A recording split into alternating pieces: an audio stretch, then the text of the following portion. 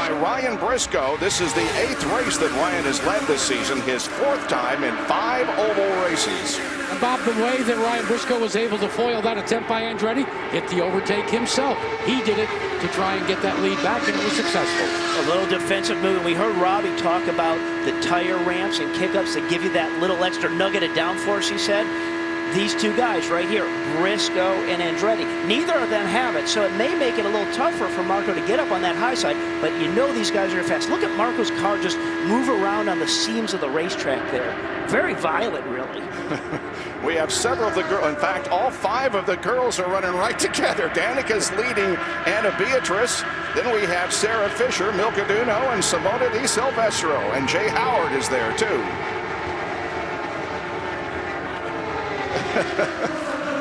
Of course, Jay Howard drives for Sarah Fisher Racing. As we go back to the front of the field, the battle is for 3rd position between Elio and Dario Franchitti. But now Marco looks to the high side of the racetrack. And Bob, this is just what we've been talking about, predicting that those who have low downforce will go to the front first. But that doesn't mean that's going to work for you for the entire race. You know it'll work early on, but Tony Kanaan is a great example of someone with more downforce. He can take other lines, and he's happier in traffic. Well, and the big risk when you don't have that extra downforce in the car, let's say something goes wrong and you get further back in the pack. When you have all that other air swirling around from the cars in front of you, it just is a lot tougher to stay flat-footed around this place. And if you can't keep the gas mashed, whoa, look at the aggressiveness. Dixon. There, was that Dixon? Yeah. See him? Dixon is he's on the move. He's up to 7th position now. But you have to mash the gas around here, and you have to have a car to keep that momentum to run high, low, in the middle. You don't want to get off the gas because it will kill the momentum. And that's why the grip and having that extra downforce is a good thing. He goes right by Tony Kanaan on the low side. Yep.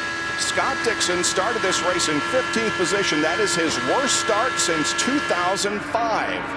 But it doesn't look like it was a bad qualifying effort right now. He is on the move, and we have 3 wide racing once again. How about that? Oh, look at Dixon go to the high side, man. And that in that Fuzzy's car, that's Ed Carpenter, who we haven't seen since May, doing a fantastic job. Boy, he loves mile-and-a-half racetracks. And hats off to Ed Carpenter. Remember, he was the one that was right next to Will Power when Will Power got sideways. Yep. He came down and almost clocked him, but he kept his cool, and now he's right up front. Do you think there's 2 different approaches between Dixon and Kanaan? We saw what Kanaan did in the first lap. Now Dixon's come back by Kanaan. He's just kind of eased his way up the racetrack versus ran there in the first lap. He just lost momentum now. I think that Tony Kanaan is going to get back by Dixon. Well, first, Dan Weldon on the bottom side of the racetrack will take the position away from Ed Carpenter, moving Weldon up to 5th. Carpenter is 6th, then Kanaan, then Dixon, then Ryan Hunter-Ray. Up at that high side in the green car this weekend. Well, it absolutely is unpredictable around here. Ooh, look at the moving up the racetrack there. But it is absolutely unpredictable around this racetrack.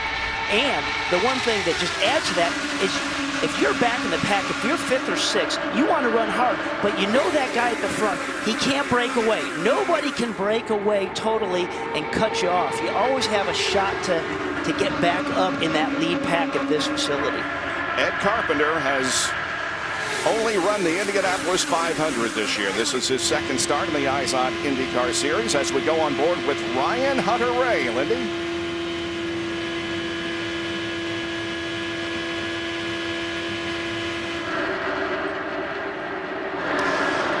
Well, Bob, Ed Carpenter says with this big car count, the crowded pit lane, this is stuff that he thinks is really cool. He says it's a tough field, but if you play your cards right and do your job, which clearly is what he's doing, he says, I think we have a good enough car to expect a top 5, and he says, I think we can contend for the win.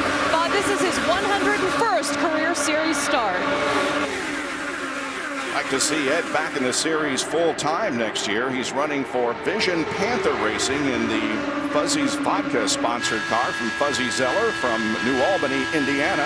And I think that's a real goal for him to finish this in the top 5 and maybe challenge. But the tough thing is when you're not running day in and day out in the series, the time lost down pit road, and when you're not doing that on a regular basis, that's where it gets really tricky to have that top 5 finish. The first 8 cars are running within a second of each other. Ryan Briscoe has the lead, but by just a slight advantage over Marco Andretti and Dario Franchitti.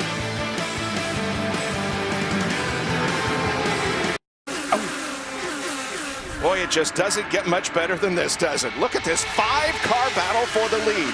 Marco Andretti is running to the high side of Ryan Briscoe. And Briscoe's teammate Elio's trying to kind of keep Marco honest and Briscoe honest by getting even higher up in that third lane. And Ed Carpenter is up on the high side also.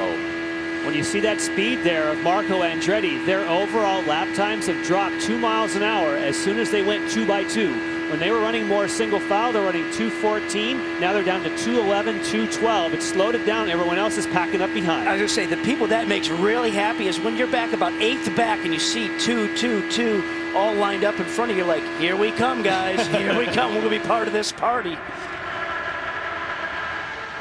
We did have a crash in the early going of this event. Involved were Thomas Scheckter. We've already talked with him. Now let's talk to the other man involved, Rafael Matos. Here's Lindy. And Rafa, Thomas said from his point of view, he was just hit from behind. From your driver's seat, what's your take? I'm not really sure what happened. I was just fighting very hard trying to gain positions, and all of a sudden Alex Lloyd slowed down right in front of me, and I tried to avoid him going high, and he just didn't give me enough room, and I hit him and the wall, and I think I was very lucky not to get airborne. But it's very unfortunate, crashing in the third lap. But, I think the car was great. The HP car was very competitive, and just a shame. Would you say, unfortunately, the highlight of your day was getting the birthday cake from your team before the race started? Definitely, yeah. I have to thank the team for that. And just unfortunate way to have my birthday, but that's racing, I guess. Rafa, thank you. And he has turned 29 today, Bob. Takuma Sato making a pit stop. Look at this, incredible. Now 10 cars are running within a second of each other.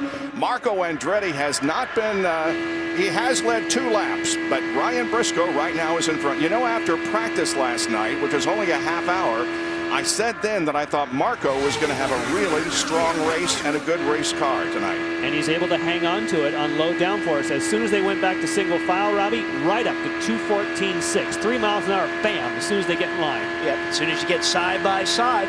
And that's some of the changes we made a year ago on these cars. When we took the half-inch gurneys off of those end plates, what it's allowed the cars behind to do is it's allowed them to draft up better. And they're quicker drafting up, but when you come alongside, you kind of hit that wall of air and you stop. And that's why they get stuck side by side there. Now Scott Dixon has dropped back to 12th position.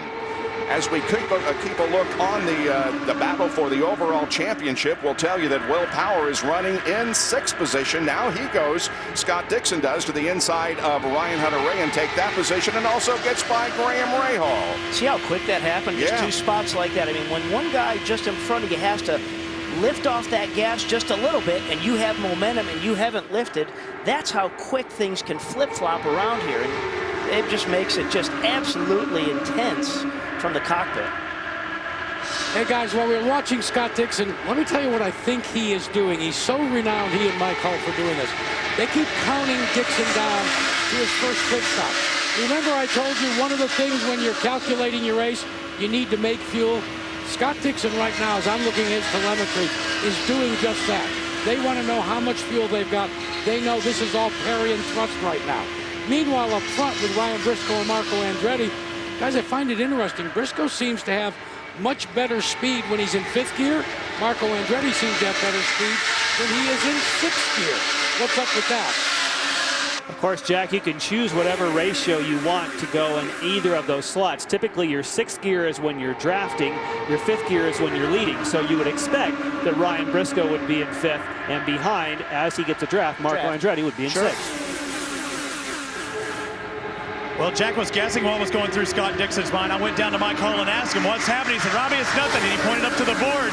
He said, the miles an hour dropped down like 3 miles an hour. So he bunched people up. I backed up. There's no concern here in the number 9 car whatsoever. And a funny thing is I talked to Danica Patrick earlier today, and she said, I learned something from Scott on these 1.5 mile ovals. He'll pull up next to you, show you what he's got, and then drop back and wait. He's really not too concerned right now. Look who's running in 3rd position, Dan Weldon in the National Guard car. A tremendous record here at Chicagoland Speedway and on the 1.5 mile racetracks. Well, he's one of these drivers when you talk to different engineers and team owners,